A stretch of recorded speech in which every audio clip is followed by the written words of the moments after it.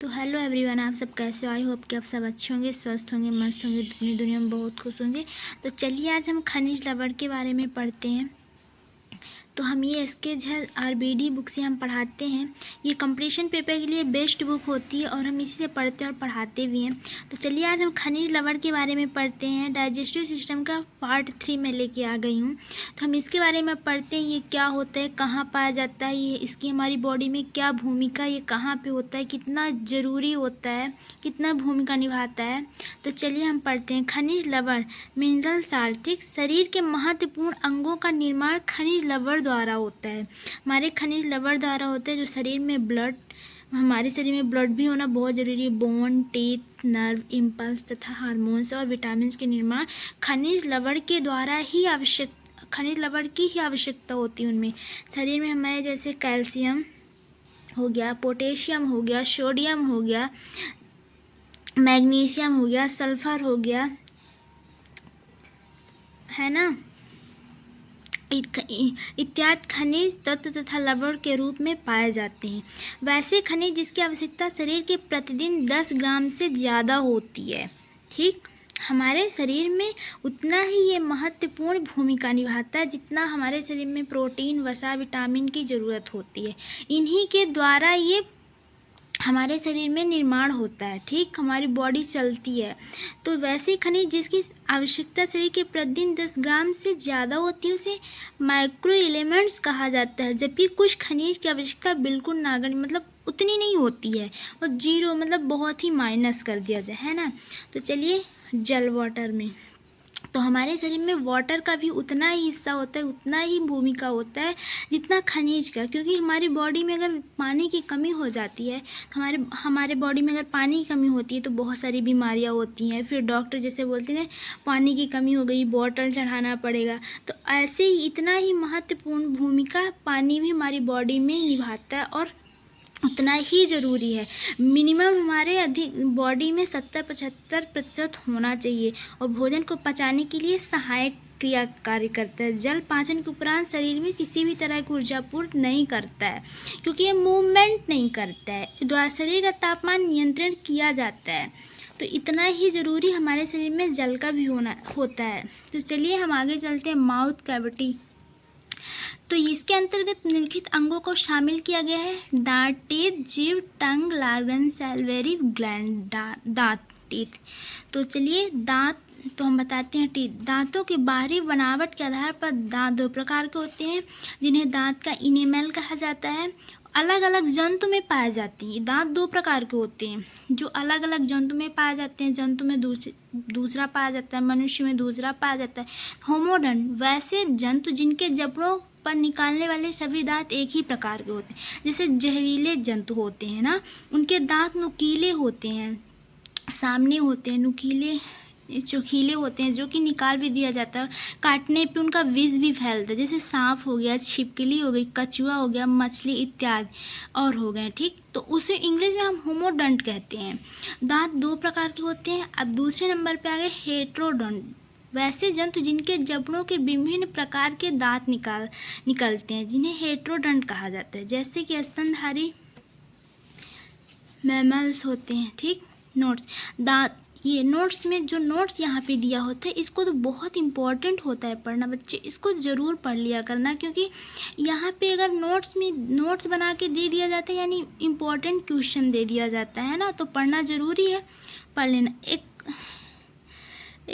एक बार दंती दांत, ठीक, मोनोफाइडोन, वैसे दांत जो जबड़ों पर सिर्फ एक बार निकलते हैं। वैसे दांत मतलब एक बार दंती का मतलब एक बार निकलते हैं, जो अर्थात बार बार टूट जाने के बाद इनके जगह दूसरे दांत नहीं निकलते।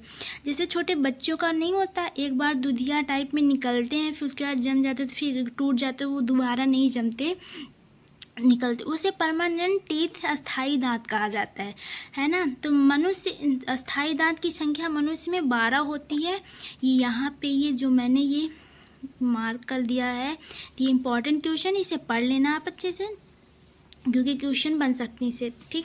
द्विबार दंती दांत वैसे दांत जो जबड़ों पर 2 बार निकलते हैं, शुरुआत में निकलने वाले दांत जो टूट जाते हैं उनकी जगह नए दांत निकल जाते हैं। शुरुआत में निकलने वाले दांत को दुधिया दांत या मिल्क टीथ, इंग्लिश में मिल्क टीथ कहा जाता है। मिल्क टीथ की संख्या 20 होती है, जो छोटे बच्चों में पाया जाता है, जो एक बार निकलता है, जमता है, फिर टूटता है। द्विवर्धंती, उसको दोबारा मतलब द्विवर्धंती दांत बोलते हैं ना।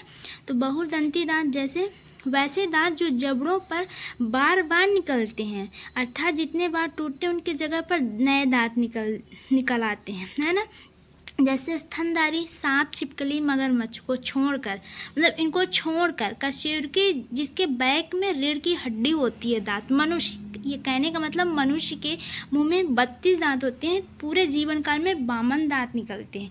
हमारे जीवन काल में 52 दांत निकलते हैं। मतलब जो मसूड़ा होता है ना, वो मतलब ऐसी कुछ एज लिमिट होती है जो दांत निकलते रहते हैं। तो मनुष्य के मुंह में 32 दांत तो होते ही है, तथा पूरे जीवन काल में 52 दांत निकलते हैं।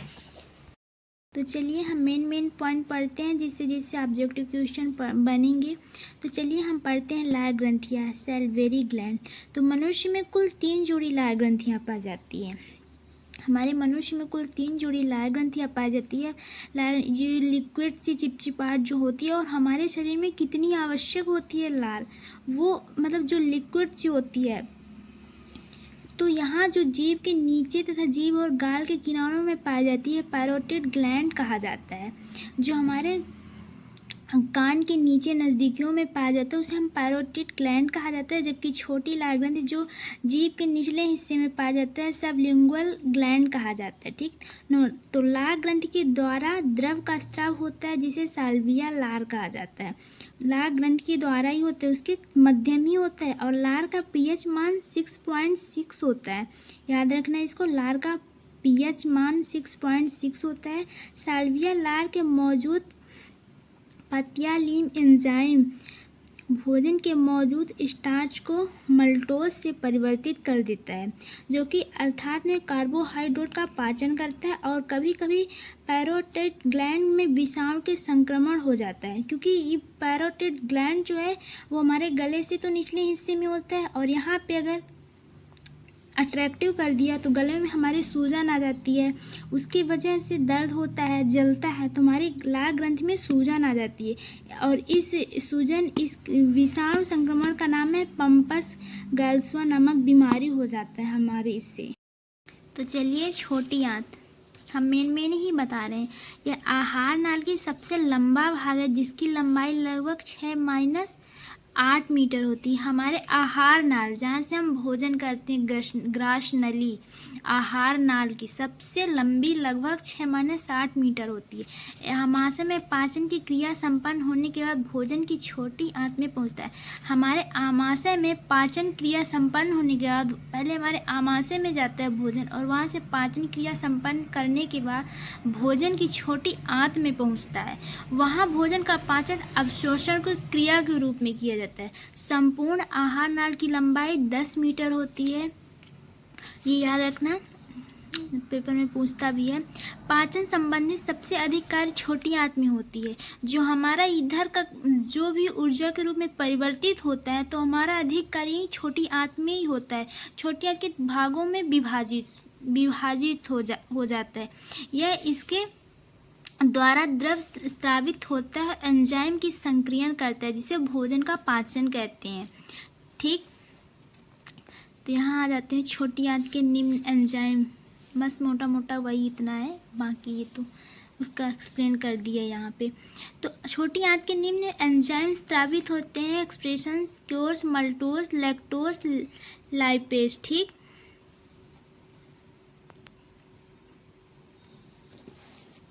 तो चलिए आज का हम ये चैप्टर ख़त्म कर देते हैं। तो डायग्राम देख लो बड़ी आंत का। मेन क्या है ना, डायग्राम समझ लो तो फिर क्वेश्चन और चैप्टर सब इजी हो जाता है। ये हमारी यहाँ से गई है।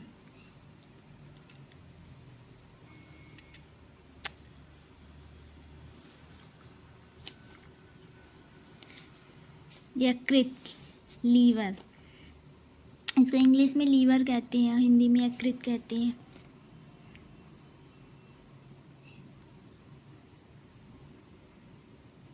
पाचन क्रिया की महत्वपूर्ण योगदान है इसका होता है।